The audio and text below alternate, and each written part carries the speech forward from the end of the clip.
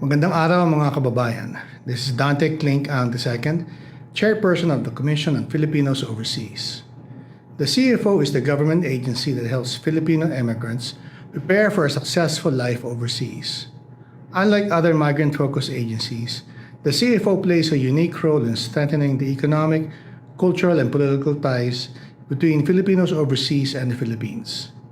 Even before our kababayan leave for foreign lands, CFO equips immigrants with information and helps them easily integrate into their destination countries and prepares them to become successful ambassadors of Filipino culture and excellence. For us at the Commission on Filipinos Overseas, the global Filipino diaspora is an untapped resource beyond remittances, waiting to be unlocked for intellectual, cultural, and national growth. As we strengthen a fabric that connects the global Filipino community through various programs and initiatives, we transform the challenges of brain drain into opportunities of brain gain. The CFO seeks to nurture the strong sense of Filipino community across the globe, while also encouraging them to contribute to the nation's development. We thank Radyo Pilipinas for giving us this platform to the challenges and triumphs of migration and development. We hope that the global Pinoy will be made aware of the programs and services that empower them toward meaningful migration and pave the way to immigrant success. Tandaan kabayan, para sa inyo ito, mabuhay ang bagong Pilipinas.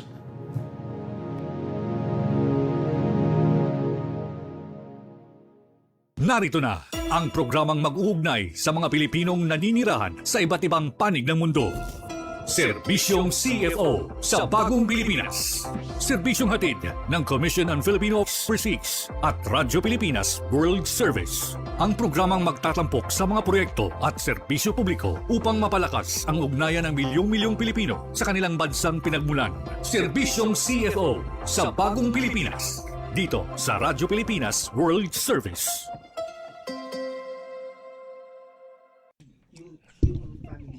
I'm sorry. Tinig ng bayan, lakas ng katotohanan. Himpapawid na may layuning paglingkuran ang mamamayan. Sa bawat kwento, may diwa ng serbisyo. At sa bawat balita, may puso at paninindigan. Ito ang Serbisyong CFO sa Bagong Pilipinas. Serbisyong CFO sa Bagong Pilipinas. Dito sa Radyo Pilipinas World Service.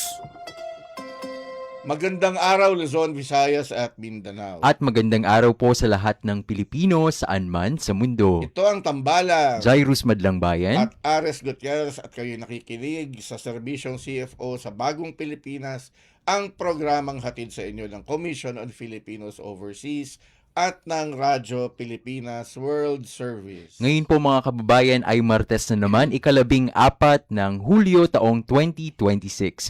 Magtungo po tayo sa mga balita na may kinalaman sa ating mga overseas Pinoys. Nandito na ang mga mahahalagang balita at anunsyo mula sa Commission on Filipinos Overseas. Balitang CFO. Balitang CFO. Dito lamang sa Radyo Pilipinas World Service. CFO holds Balikbayan Project Roadshow in Lawag, Ilocos Norte. CFO trains family members of non-resident Filipinos through its Peso Cents program. CFO honors AFTA for supporting Balikturo program.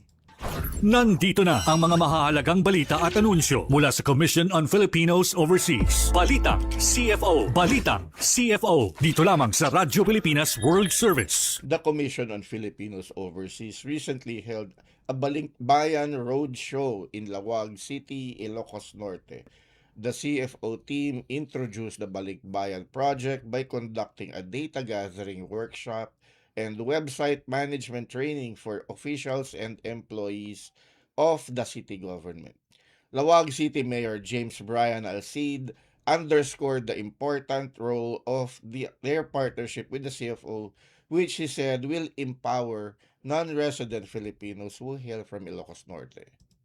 Nandito na ang mga mahahalagang balita at anunsyo mula sa Commission on Filipinos Overseas. Balitang CFO. Balitang CFO. Dito lamang sa Radyo Pilipinas World Service. Held in Laguna, CFO conducted its Peso Sense programs Kaalamang Pinansyal Tungo sa Kaunlaran o Kapit Ka Seminar. The seminar catered to the relatives and family members left behind by non-resident Filipinos, training them with financial literacy, financial freedom, and independence. The Peso Sense program serves as the Commission's arm in securing the financial capacity of NRFs, ensuring the capacity of Filipino diaspora economically. Nandito na ang mga mahahalagang balita at anunsyo mula sa Commission on Filipinos Overseas. Balitang CFO. Balitang CFO. Dito lamang sa Radyo Pilipinas World Service. The Commission on Filipinos Overseas recognized the outstanding contributions of the Filipino diaspora in local development. The CFO specifically cited its long-time partnership with the Association of Filipino American Teachers of America or AFTA for its support to the Balikturo and Adopt a Scholar programs under the Lingkod sa Kapwa Pilipino program.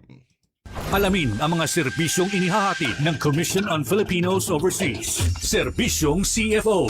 Dito lamang sa Radyo Pilipinas World Service. Isang sunny day sa iyo, Jairus. Oo nga po, Kaya Sir natin Alex. masabing sunny dahil ilang araw din tayong inulan dito sa Inulan po. Pilipinas. At pabago-bago talaga po, Sir Ares, ang panahon na po. Oo nga, eh. Mamaya aaraw, mamaya uulan na Oo, po. Kaya naman Unpredictable. marami rin ang nagkakasakit. Kaya mag-ingat po tayo. Opo. Dahil, yun nga, ito yung panahon ng tag-ulan at panahon rin na nagkakasakit yung mga tao. Opo. Kala ko po ay panahon na rin ng pagbabago. Nagbago talaga yung panahon. Opo. Kaya nga po, Sir Ares. No? Napaka-unpredictable po, Oo. katulad din ng mga nangyayari po sa atin Mm. ngayong panahon na po. Pero, Sir Ares, kayo po, kamusta naman po kayo?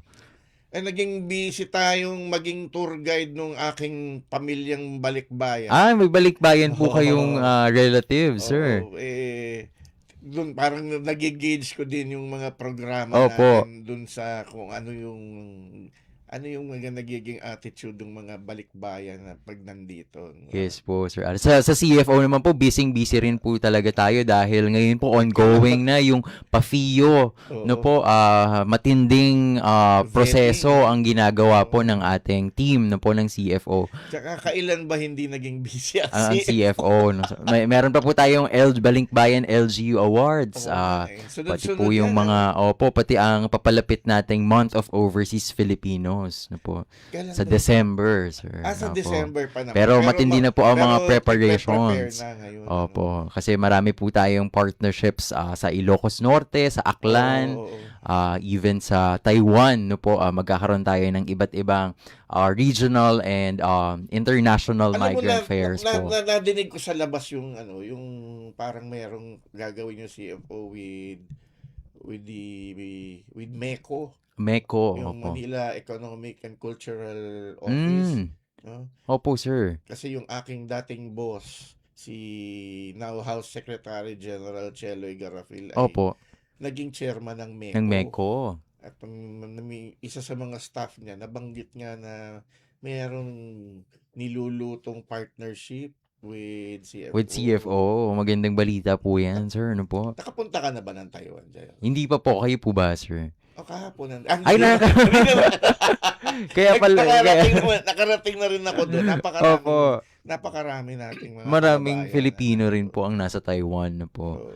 Kaya ano po talaga kaya yun po ang tinarget din talaga ng CFO para mas malaman din natin yung karanasan ng ating mga kababayang nasa Taiwan na po. At hindi lang naman po iyon, taon-taon ay at araw-araw na po nagsusumikap po ang Commission on Filipinos Overseas na marating ang lahat ng migranteng Pilipino, ang lahat ng non-resident Filipinos para matugunan po yung ating mga pangangailangan. Pero alam Sir mo, Alex. Jairo, speaking of experiences, no? Opo. Hindi naman ito naman ay ina-acknowledge natin na talagang nangyayari sa ating mga migrante, yung lalo na ngayon Opo. anti-human Human trafficking trafficking, awareness opo. month, no. Marami tayong kababayan na bagamat pinalad na magkaroon ng oportunidad mga ibang Mag-ibang bansa bansa. para yun na for better economic opportunities. Opo.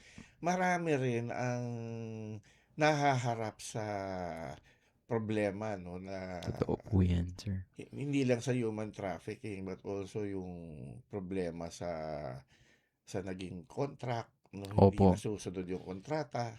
Ang madalas mangyari kasi ako alam mo naman yun, ako rin ay dating naging migrante. Opo. For 7 years I was an OFW. May mga nakikita tayong mga kababayan natin na iba yung pinirmahang kontrata dito sa Pilipinas. Pagdating doon sa job site, papipirmahin Iba ng po. side contract yung tawag nila eh. Side And then doon contract. na nagkakagulo-gulo. And then meron din namang, ako na experience ko, pinapirma ako ng contract written in Arabic. So, paano Hindi ko niyo po maintindihan. paano ko maintindihan yun? Tapos- hindi ka naman makakapagsimula ng trabaho Kaya nga kung po, hindi ka sir. pipirma doon. So At syempre, mapipilitan lang din po Oo. talaga yung kababayan natin, no, and you sir? are in a foreign country. Opo. Hindi mo alam saan ka, kung sabihin natin may embahada doon or may konsulada doon sa sa lugar mo. You are very far away from help, no? From Opo. a legal, kailangan mo isang guni sa isang abogado, yung ano ba itong Opo. pinapipirmahan sa akin, hindi mo yan basta-basta nagagawa. Totoo po, sir. And At then it breeds problems, no? totoo po. At doon na, Hindi lang po yung ating kababayan maging yung kanilang pamilya po ay talagang problema, ano oo, po? kasi hindi biro yun eh. Opo. Nandun ka sa isang lugar na wala kang kakilala, kung meron ka mang kakilala, kamag-anak or kaibigan, hindi naman kasi pareho dito sa Pilipinas na may kakilala na makakatulong sa'yo. Kapag po, Kaagad-agad, totoo no? po, sir. So, Kaya mahirap po talaga yung kalagayan ng ating mga kababayang nasa ibang bansa. Dagdag pa itong ganitong Oo. pasakit, no, Sir Ares? Kaya naman isa ngayong episode ng Serbisyong CFO sa Bagong Pilipinas, nandun pa rin tayo sa tema ng anti-human trafficking. Opo. Dahil nga anti-human trafficking month. Tsaka, syempre po, doon din natin dapat mas paigting sa ating mga kababayan yung kaalaman po nila pagdating sa legal rights, no, sa batas natin sa Pilipinas, sa kanilang mga karapatan. Oo. Nang sa ganun ay hindi na po mangyari itong mga ganitong kaso, no, sir? Kaya naimbitahan natin yung isa sa mga pangunahing haligi ng isang grupo ng mga abogado Opo. na katuwang ngayon ng CFO, no, para sa mga kababayan nating nangangailangan ng tulong legal. Opo. So siguro, Jairus, ikaw na magpakilala Sige. sa ating Tama guest. po kayo, Sir Ares. Thank you po. Napakahalaga po ng ating partnership sa kanilang samahan, sa kanilang organisasyon, dahil mas napapalawig po natin sa CFO yung ating mandato para mas mapalawak palalo yung ating laban kontra sa mga ganitong abuso, kagaya ng human trafficking po at iba pang mga kaso, no po.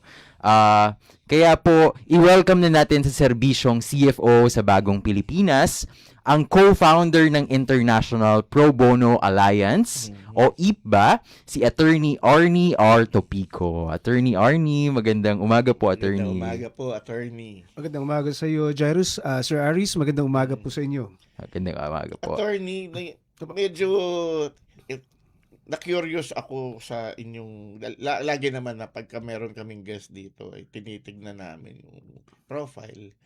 Nakita po namin na kayo po ay aktibo sa Bulacan. Opo. Na kayo po ay aktibo sa Integrated Bar of the Philippines. Dati po akong pangulo ng IBP Bulacan chapter. Okay. Actually, yung co-founder ko namin yung president namin si Attorney Pinky Bernabe was also an IBP president ng Bulacan chapter. Ng Bulacan chapter, Attorney. So before dati, very active kami sa IBP at dito kami nagsimula. Opo.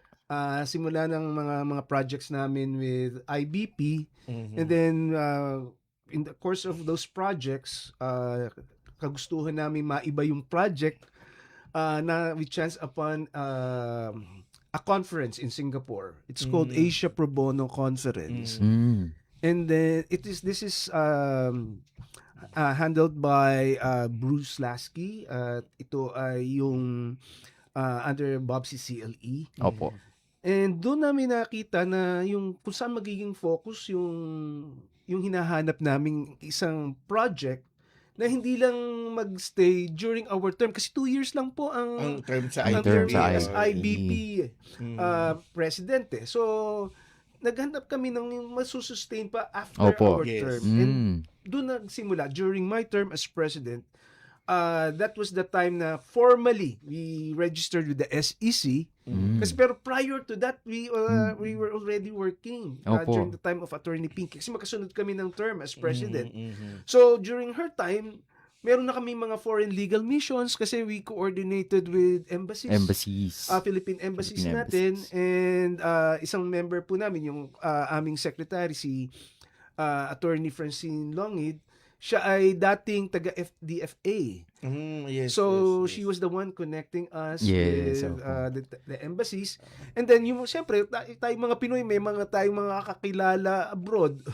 mga NGOs doon. So, we connect also with them para doon sa mga legal missions namin. Opo. So, doon po, nagsimula na doon. And then, hanggang ngayon po, we're 10 years old na. 10 years old. Going 11. Going 11. Congratulations. Hindi Opo. biro yung umabot ng isang dekada ng isang organisasyon. Pero para lang sa ating mga tagapakinig, Opo. yung meaning po ba ng pro bono ay puro Oo nga abono? po. Ayun pala yun sa Magandang tanong po yan. pro bono. Ano po? Sa Philippine setting po talaga, pag sinabi natin pro bono, Pro bono, kasi libre, no abroad, po? yun nga, yung sa conference namin na attendan, alam nyo, one of the issues they raised was yung professional time. Opo. Yes. Sa kanila kasi, I talked with a classmate in another country. Hindi ko na sasabihin kung saan. Sabi ko, do you do legal aid? Sabi niya, oo. Pero paano nyo ginagawa? We have special charges for our legal aid. Sa amin kako when we do legal aid. Legal aid kasi, no, sir? Libre Opo. talaga. Everything Attorney. Typewriting, filing, etc. Opo. All expenses sa abogado. Sa abogado. And I think that was the mandate of the IBP in terms of legal aid. Hindi talaga, this is not about, sabihin na natin, discounted rates. Hindi siya ganoon. When you say pro bono, it's really It's abono. really free, no? Yeah. Free Literally work. abono. Opo. Talagang yung joke na puro abono in a way totoo. Totoo po yun. Totoo po yun. Totoo po. Opo. Kaya nga, ngayon, talagang even the IBP and yung ating mga law schools natin, kasi meron ng student practice Yes, schools. yes, So yes. there are legal aid clinics in different law schools. Opo. Yes. The legal aid culture is being strengthened through the IBP chapters and also sa mga law schools natin, which IPBA is also doing right now. In partnership namin with bar associations and also with network schools na sana mas madumami pa, we would like to, in a sense, download to them yung legal aid culture. Opo. Sana hindi siya mawala. Dahil po, Attorney Arnie, dahil po International Pro Bono Alliance, ibig sabihin po may mga members din po kayo coming from different countries na hindi po Pilipino o foreign nationals Yes, po. they are foreign nationals and we want to strengthen our relationships with them kasi nga isa sa mga thrust ng IPBA is to we work on the basis of reciprocity. Na kaya kami tumutulong sa foreign nationals dito is because we would like them also to assist our Filipinos in distress Opo. na in a foreign country na to get adequate legal services. Kasi dito naman, access to justice talaga ang importante. Opo. Yes. And sabihin, sa totoo lang, yung legal fees dito, compare mo sa legal fees abroad, ibang klase. Opo. Ang ibang layo. klase po ang Sabihin mo legal pa na fees. malaki na yung professional fees dito, but still, mas malaki, Mas malaki sa kanila. po sa ibang bansa. So, kung meron kang ka-network na organizations or lawyers abroad, malaking tulong po yun sa ating mga Opo. kababayan. Kababayan. Pero since attorney, nabanggit nyo na, yun nga, iba yung concept ng pro bono sa ibang bansa. Sa konsepto natin na when we say pro bono is everything is free. Mm-mm. So, paano po ninyo parang pinag-a-align yung ganung... Kasi, syempre, hindi naman natin pwedeng diktahan yung ibang bansa na, uy, sa amin dito, libre lahat eh. Sa inyo, dapat libre rin. Di ba? Hindi naman natin sila pwedeng... Pwedeng i-align na So, po. so how do we, paano bang tawag doon? How do we level up with them pagdating sa belief ng paano ginagawa ang isang pro bono program? Siguro, kasi we connect with them. So we tell them how things are done here in the Philippines, and tinatanggap naman nila Opo. na ganun. To the best of their abilities and capabilities, na natutulungan naman. Kaya nga gusto namin itong i-strengthen kasi siyempre, ang mga organizations, ang leadership niya nagbabago-bago Yes, from yes, time to yes. time. So, siyempre, pag nabago na ng leadership, iba na yung thrust ng bagong leader. So, we really have to strengthen our relationship with the organizations from time to time. Like, for example, there's one organization based in Hong Kong Mhm. na ka-network namin. Opo. At maganda yung naging programa namin before because there was a time that there was a distressed Filipino who went home, domestic helper siya, but she was able to file a case at the Hong Kong Labor Tribunal. Opo. Siyempre, pag wala ka na doon, paano kikilos yung Oo kaso? nga po. This organization helped us in that case. Nasa Pilipinas na yung ating kababayan. Kababayan po. Ang ginawa nila kasi at that time hindi pa allowed ang live link testimony eh. Mm. So what they did, despite the odds, talagang ang ginawa nila kasi una syempre na-deny Opo. their motion to have this live link testimony of the complainant be done. It was denied. So they appealed it. So nakita natin yung efforts nung Opo, partner nung kapartner namin po sa ninyo, Hong sir. Kong to really deliver justice to our kababayan. Opo. And na-reverse yung decision sa appellate court. And then they were able to get the live link testimony. And we were the partners here who prepared the requirements. Kasi may requirements eh. Alam mo naman sa ibang bansa. Opo. Pati ultimo yung bandwidth ng, Yes, ng yes. computers Yun po. ninyo. They would be Specific talaga yan. asking Oo. for that. So, marami naman din tumulong and ito yung ino-offer na namin sa iba na through this program kasi especially in Hong Kong we have so many Filipinos Yes. there. Pag pumunta ka Opo, doon totoo po. ng Sunday talagang yung central, di ba yung central district nila? Nagiging Filipino town. Oo, Opo. kung, talagang it has become a tourist destination na yun Opo. for some eh. Because maraming mga live shows and all, Yes, ganyan. yes. So marami doon. Nag-set kami ng mga legal missions doon and we were also able to link with some organizations Aha. para makapagserbisyo po tayo sa mga kababayan natin. Mahalaga talaga yung mutual connections Opo, and networking Kaya po, very attorney. important po yun. Kaya din talaga doon mo makikita na bakit siya alliance. Kasi Opo. you have to ally with your counterparts in different countries para magawa ninyo yung inyong collective goal. Pero attorney, yung kanina yun nga napag-usapan natin yung legal fees and other fees, no, pagka nagkakaroon ka ng kaso. Mm-mm. So sa case po ninyo sa IPBA, well, parang inherent na sige, understandable na kayong mga abogadong members na nag-aabono talaga kayo, no? Pero this entails really a big amount of money when you operate, lalo na internationally. So, do you get funding from overseas or from foundations? Or sponsors, are there sir? any other ways na napupondohan yung inyong ginagawa? Generally, wala kaming funding talaga Funding, masasabi. yes. Talagang we are there as volunteers. Opo. But we also connect with organizations like for example, the Asia Foundation. They have projects na aligned dun sa ano din namin sa vision and goals ng IPBA, we partner with them. And also, at present, meron din kaming mga nilulutong projects with another international organization so that Organizations. there would be a funding also for the organization. Yes. Opo. Kaya lang, syempre yun, strictly doon sa projects na gagawin namin for them. Kaya nga dapat siya aligned din with the goals and vision of IPBA. Opo. Para at the same time, we can also service our kababayans abroad through yung mga projects na yun. And sa totoo lang, we welcome donations. Yeah. If people would Oo. support us, we welcome that. Oo. So siguro yung ano naman po ang relationship ninyo with yung gobyerno natin ay undermanned rin pagdating sa mga legal matters. Opo. Kasi marami ring kailangang asikasuhin internally, no? Yung PAW natin kulang. Opo. Pati yung funding, of course. Pero lagi din namang issue yung funding.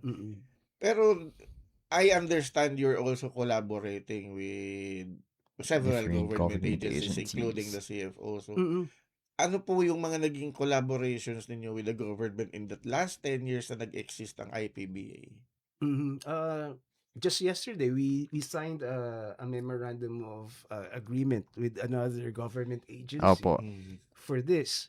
Meron kami mga pinag-usapan tungkol dito na makakatulong din sa IPBA, and at the same time, siyempre yung beneficiaries nung MOA namin, which is Opo. yung mga migrant workers din Opo, po mga natin. migrant workers. And also, we continuously a partner with other government agencies, like for Opo. example, the Department of Foreign Affairs. Mm. Para nga dun sa mga legal missions namin abroad, syempre, gastos din yan. Opo. Yes.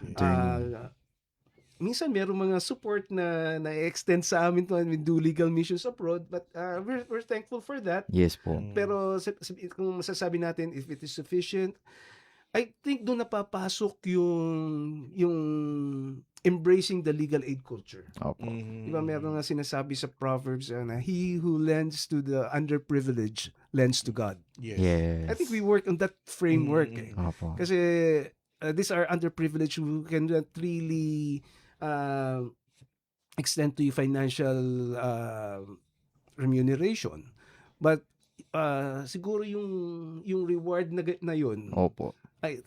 that is sufficient for us. And you're doing it po for 11 years. Po, for more Yes. than 11 years.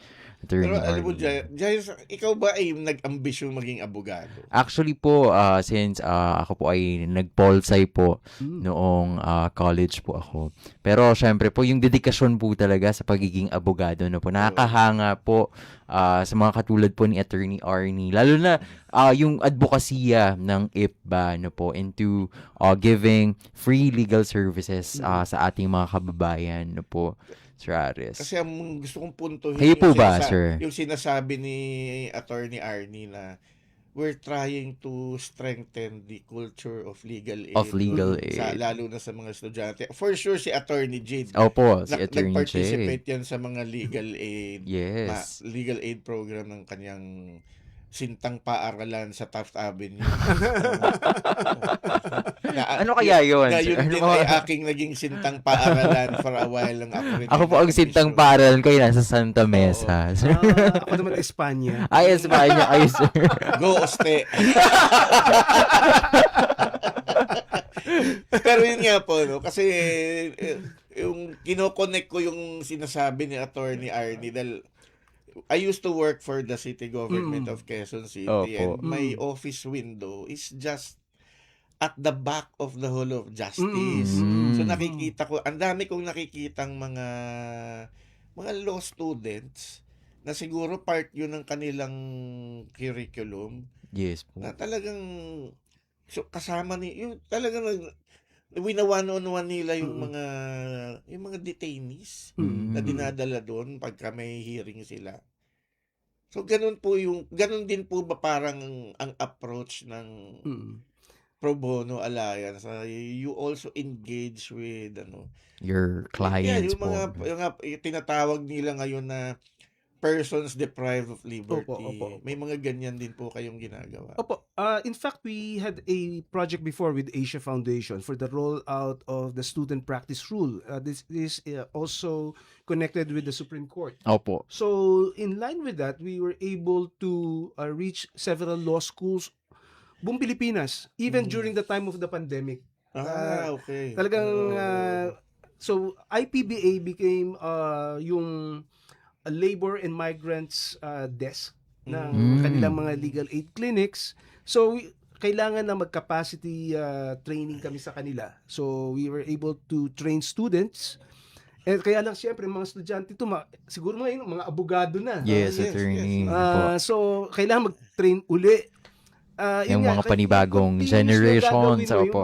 Kaya gaya ninyo sa CFO, hindi na ubusan ng gagawin. Kami rin, hindi na uubusan ng Opo. gagawin.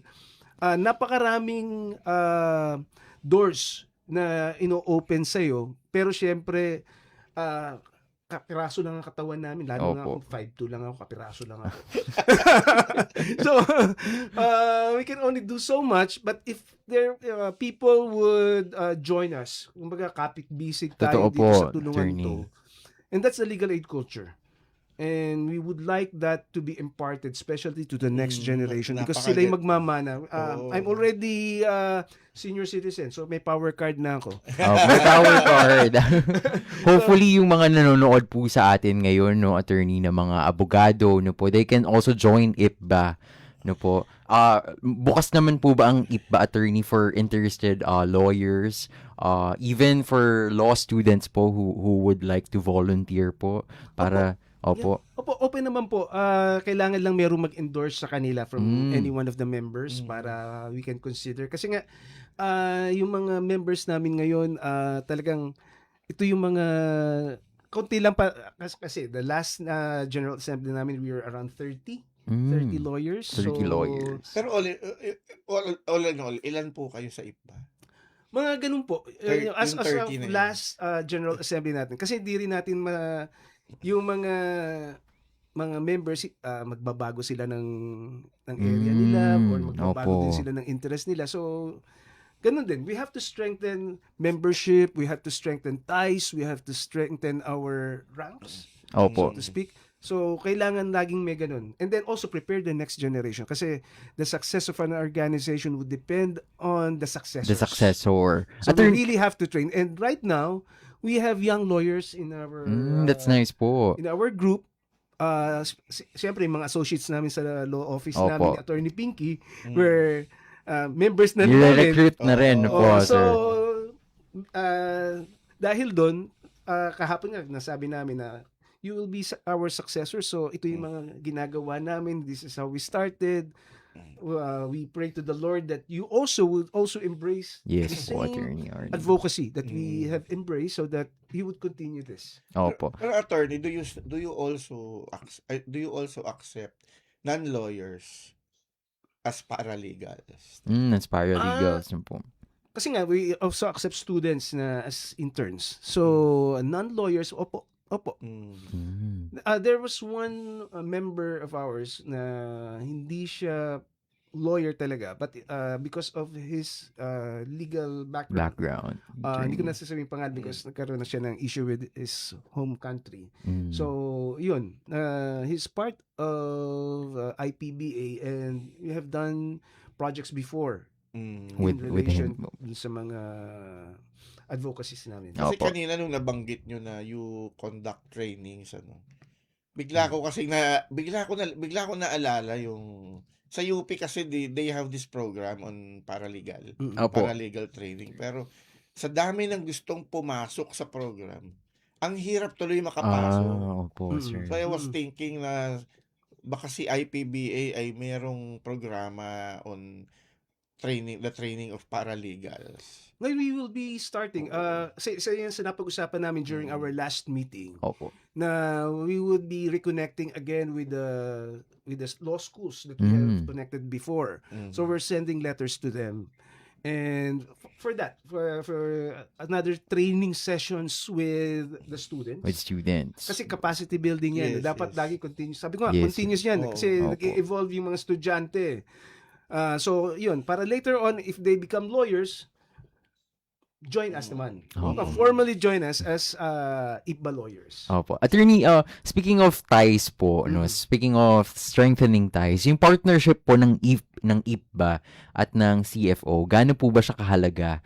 And at the same time po, ano po ba yung parang nakikita nating steps ahead na po, parang looking forward, ano po ba yung mga plano, and at the same time, yung ating mga measures on how to strengthen also the partnership para sa ating mga non-resident Filipinos po, attorney. This is our first time na makatrabaho ang CFO. Ang CFO po. So we are excited about that, and that we have already signed a memorandum of understanding. At kasama doon yung mga ginagawa nga namin sa mga law schools Opo. para to prepare yung ating mga law students para if in case there is a need for, kasi talaga naman sa ganito sa mga pro bono organizations ng mga abogado, access to justice ang ang main thrust namin. Opo. It can be both developmental and traditional. Mhm. Developmental, we do lectures, awareness on legal matters. Traditional, actual handling of cases. Opo. So yun po. We hope to strengthen that even more with CFO. And sabi niyo very mas broad ang ano ninyo with mga non-resident Filipinos natin eh. So mas maraming tayong pwedeng pag-usapan. Kasi Opo. sabi ko nga nung nag-uusap tayo kanina, at the end of the day, itong mga migrante natin to, kahit na sabihin na natin resident sila doon, babalik Babalik sila sa sila. Pilipinas, and they will have issues. They will have property issues, they will have mga civil status issues na kailangang matutunan din nila o magampanan because merong mga bagay sila na hindi ma-achieve. Like for example, estate ng mga magulang nila. Yes. That's Mga ganyan. very common sa mga migrante. O, di ba?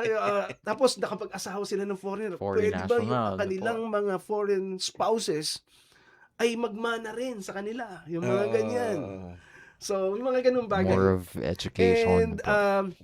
during our legal mission sa Washington and New York before with in partnership with the Philippine Consulate Office doon, we were able to lecture online.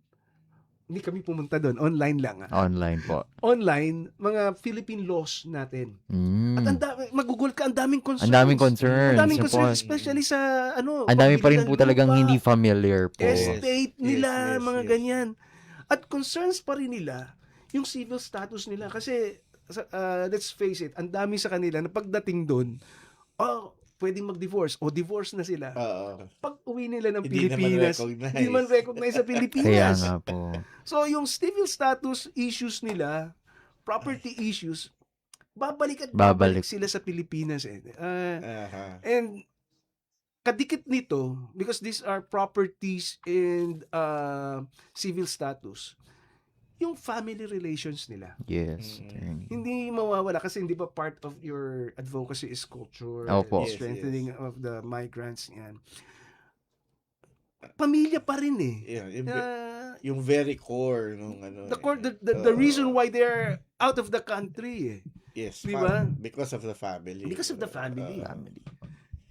Pero yun nga, attorney, no, yung kanina, yung kinikwento mo, nare-relate ko yan sa aking dinner kagabi. Eh. Ano? We were discussing all these things, no, from paano hahatiin yung property, paano ipapamahala yung property, and then nag-segue na to other issues hanggang sa umabot pa kami sa kidnapping. Pero yun nga, attorney, ang ano dun is, do you have plans with CFO na to have this parang information education campaign? Na parang yung ginawa nyo na nagkaroon kayo ng webinars. Do you plan It's to do actually that with good CFO? po. Yes. With the MOU that we already signed, nothing is impossible. And we should be, siguro, part of our planning, or a joint planning session siguro, on what projects we can do for CFO. Pwede natin pag-usapan po Yes yun. po. Open po kami dyan. Okay. The fact that we have already our MOU. Opo. I think start na po yun eh. Opo, attorney. Actually, Magandang bagay po. Ang isang possibility nakikita ko dyan, Jairus, is baka magkaroon tayo ng segment ng mga legal Opo, no? isang Opo, legal sir. issue pag-usapan, no, sa program. Tama Kasi po we have yun. 2 programs po under Mm-mm. with Radyo Pilipinas World Service, no? Yung ito nga, yung serbisyong CFO sa Bagong Pilipinas. At meron din po kami yung Bridges on Air na it airs every Saturday morning Mm-mm. na although ang tema naman ng Bridges on Air is to feature, no, yung mga Pilipino na nasa ibang bansa. Pero meron din kami segment doon na mga tungkol sa mga ganyang bagay, Opo. mga program. So maybe we can Pwede consider po. Opo. also Opo, sir. partnering with IPBA pagdating sa ganyan. Mhm. Maganda po 'yun kasi hindi talaga nawawala. Like for example, even yung adoption issues, Yes. merong mga Pilipino na mga kababayan natin na hindi magkaanak sila abroad. They would like to adopt, pero ang gusto nila Pinoy. Opo. Kasi nga parehas silang Pinoy. At maraming success stories Opo. na Opo. dito. I handled one before eh. Oo. Ngayon, nagme-medicine na yung bata. Okay, good. So, Attorney, paano po kayo makokontak ng Yes for po, example, attorney. merong isang nangangailangan ng tulong ninyo, no, from another country. Paano po nila kayo makokontak? we have our Facebook page, International Pro Bono Alliance. They can write their messages there, or they can Or also via write through Facebook po. our email address. That is iprobonoalliance@gmail.com. iProBono Alliance. iProBonoAlliance at gmail.com. Opo. Or yung Facebook page, pinakamadali. Pinakamadali po, no? Lahat may Facebook talaga. Facebook po, no? Marami po kayong nare-receive na Marami kayong cases po, nare-receive attorney. doon na mga inquiries. Opo. Yung iba naman for consultations. Kasi all over the country nga ang mga so open na yan. At ano po ba siya, attorney? Sorry po. 24/7 po ba siya o basta po Opo, na-accommodate naman po siya palagi. Na-accommodate Ano po, naman. attorney? Someone will be answering your inquiry dun Opo. sa ano na yun. Kasi po usually, syempre iba po yung time, yung difference na po Oo. sa ibang bansa na po Mm. versus sa If Pilipinas. there's a need for us to have a Zoom or a chat, Pwede na. live chat, pwede namin Pwede rin i-set. po. Depende yan kung dun sa magiging client, kung ano Opo. yung kailangan nila. Meron kasing mga bagay na mahirap ipaliwanag lang sa sulat. Yes. Kasi alam mo naman mga legal terms, di ba? So Opo. kailangan mong ipaliwanag sila ng usap, Opo. hindi sulat. Oo. Yan. Oo. Yung talagang merong personal, no, connection Opo. ang kailangan. Pero yung isa ngayon po, saan ang office ng IPBA? Ng IPBA Kasi sino po. nag-host ng inyong office? Ang office ho ng IPBA ay nasa aming law office sa second floor ng Hias Bank Building, Mabini Street, Barangay Ginhawa, Malolos City. Sa Malolos, Sa Malolos, Bulacan. Bulacan. No, sa Ayan matulain at makasaysayang lungsod Lungsod ng Malolos na po. Ayan po. Alam mo, ganda mamasyal dun sa Malolos. Sasama po tayo kay Attorney Arnie sure. mamaya. Opo. Makita niyo yung Baraswain Church. Opo, Very historic yan. Baraswain Church. Yes po, ayun po. Maraming salamat po, Attorney Arnie, no po, sa bahagi po sa amin ni Sir Ares at sa ating mga manonood ng mga serbisyo ng IPBA. Bago natin no po. bitawan si attorney, hinga natin siya ng message. Ay, yes, Sir Ares. Mga non-resident Opo. Filipinos at sa iba pang sa general public. Opo. Ano po ang closing message niyo para sa kanila? Para sa ating mga non-resident Filipinos, huwag niyo kalimutan maging Pinoy. Tama po. At the end of the day, Pinoy pa rin kayo sa puso. Nananalaytay sa inyong dugo ay pagiging Pinoy. Mahalin po natin ang Pilipinas at yung sa mga anak nating abroad, introduce to them ang Pilipinas. Opo. Dahil there's no place like home. At sabi ko nga, sa lahat ng mga issues, may issue na legal. Kahit na pampamilya yan o ano pa man. Mangangailangan kayo dito sa Pilipinas at nandirito po ang IPBA para sagutin yung mga legal na issues ninyo ng ating mga non-resident Filipinos po. Tandaan po natin na ang IPBA ay ang International Pro Bono Bono Alliance. Alliance. Wala po siyang kinalaman sa basketball. Nagbibiro lang iba ako, po. Atty. Pero talaga kailangan talagang palaganapin natin yung awareness Opo. na merong isang grupo na IPBA na handang tumulong sa lahat ng Pilipino saan man, sa mundo. parang pang extra Opo. natin. Maraming salamat Maraming po. salamat po, Maraming Attorney salamat din po. Arnie. It's a pleasure to join you this morning. Yes, Thank you po. It was a very fun conversation and very informative. Yes po. Maraming salamat po ulit, Attorney, sa inyong oras at kayo at kagaya po ng aming executive producer na inaantok na ay kayo rin po ay galing pa ng Malolos at hindi biro ang traffic papunta Opo, dito sa Quezon kaya City. nga po. Maraming salamat po sa inyong sakripisyo na makarating dito sa aming studio. Maraming salamat po, Maraming Attorney. salamat din po. At yan po si Attorney Arnie Topico, ang Co-founder Pangulo po. ng Hindi po. Ah, Treasurer po ako. At treasurer. founding member. founding At member opo. ng International Pro Bono Kamag-anak po. Alliance. At siguro po ay makakasama po natin siya sa mga future episodes pagka yun nga, nabuo na natin yung mga pinag-uusapan Yes, natin, right. mga bagong programa with CFO. Serbisyong CFO sa Bagong Pilipinas. Dito sa Radyo Pilipinas World Service.